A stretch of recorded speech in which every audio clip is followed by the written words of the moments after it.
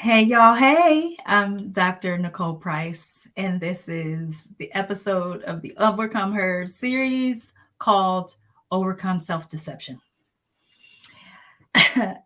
When I was a little kid, everyone I knew called me the Holy Educated MFer whenever they were trying to be rude, whenever they were trying to get under my skin. And, my name's Nicole. And when I was in elementary school, Darling Nikki had come out. And I absolutely hated for people to call me Nikki because it was an insinuation that I was like Nikki in the song. And you know how little boys can be sometimes when you're in grade school. You want to upset me, call me Nikki. You want to infuriate me and start a fight, call me the little holy educated MFer. And you know how sometimes people put that little in the front of it to even just bring you down another notch. And it's not my way to talk about things for which I have not experienced. But I too have deceived myself many times. And I remember I was having a dream, and I interpret my dreams, and call me weird if you want, but I do. But one night I was dreaming and I was in a tug of war battle. And my mother was there in my dream, and this was after her passing. And she said, Nicole, if you just let go of the rope, you can get yourself out of this tug of war game. Because I was tired and muddy and my hands were burning and on fire. And she said, just let go of the rope. And in this particular dream, my mother represented God. And I was thinking about what was it in my life that I was having a tug of war battle with. And earlier in the week, my great niece, who gets into fights all the time. In fact, she'll mollywop you today if she gets upset. She had gotten into a fight, and her mother, my niece, had recorded it and put the entire thing on social media.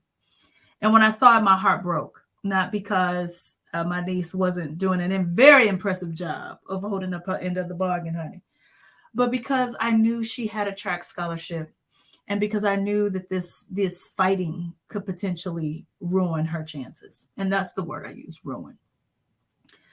So I reach out to my niece, her mother, my great niece's mother, and I say, can you take that down, sugar? I don't want her chances to be ruined. I don't get a response back. But later, I'm on one of the social media platforms for which many of my family members are using. And I see this scathing post.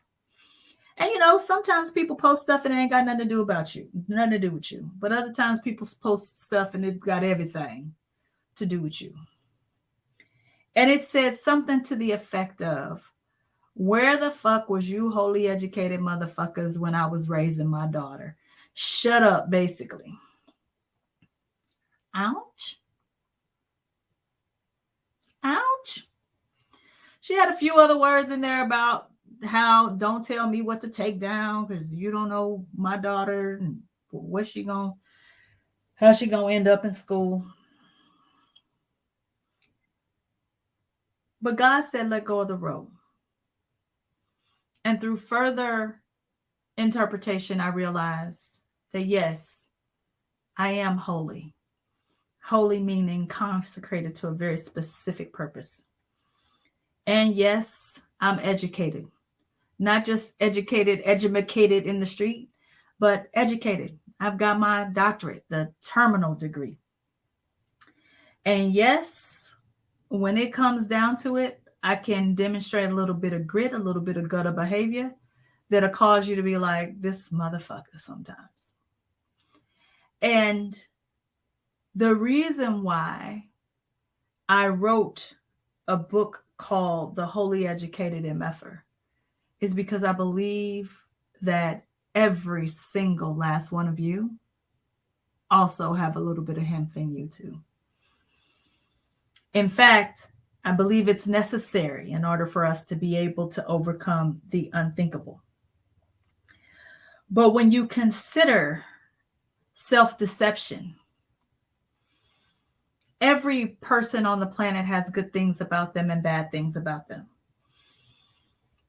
No matter what you have done, there's someone else who has done something in their life experiences that they don't want anyone else to know about.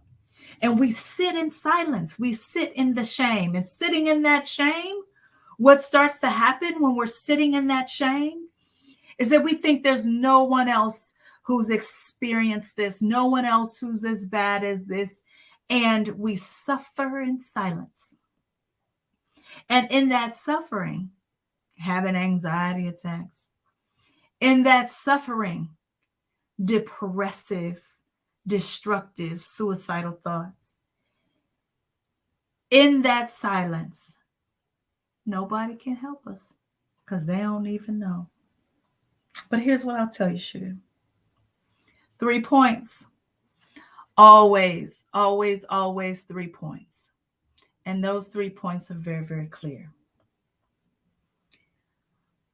Whatever reason God put you on the planet, can't nobody take it from you. I'm seeing this movement where people are saying things like, well, you know, you don't have to have a purpose. Child.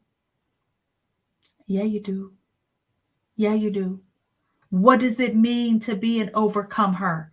It is to face challenge after challenge after challenge and be able to, in all that black skin and in all that feminine energy, be able to still get up another day, win the battle, and battle after battle after battle that you win ultimately wins the war.